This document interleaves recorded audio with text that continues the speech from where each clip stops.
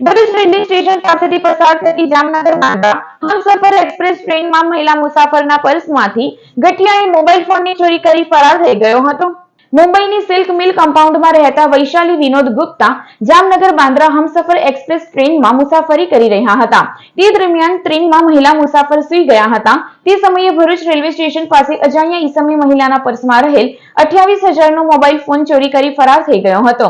Mobile ફોનની ચોરી અંગે ભરૂચ રેલવે પોલીસે ગુનો નોંધી તપાસ હાથ ધરી છે।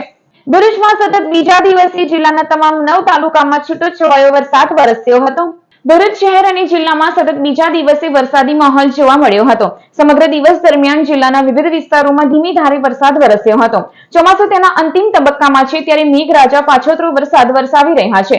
ત્યારે ભરૂચ જિલ્લાના 9 તાલુકામાં વરસેલા વરસાદના તાલુકાવાર આંકડા પર નજર કરીએ તો જંબુસરમાં 1 મિલીમીટર, આમોદમાં 9 મિલીમીટર, વાગરામાં 6 મિલીમીટર, ભરૂચમાં 6 મિલીમીટર, ઝઘડિયામાં 10 મિલીમીટર, અંકલેશ્વરમાં 6 મિલીમીટર, હાંસોટમાં 5 મિલીમીટર, વાલિયામાં 9 મિલીમીટર, નેત્રંગમાં 2 મિલીમીટર વરસાદ નોંધાયો છે। હજુ આગામી 3 દિવસ હવામાન વિભાગ દ્વારા દક્ષિણ ગુજરાત અને સૌરાષ્ટ્રના કેટલાક વિસ્તારોમાં વરસાદની આગાહી કરવામાં આવી છે।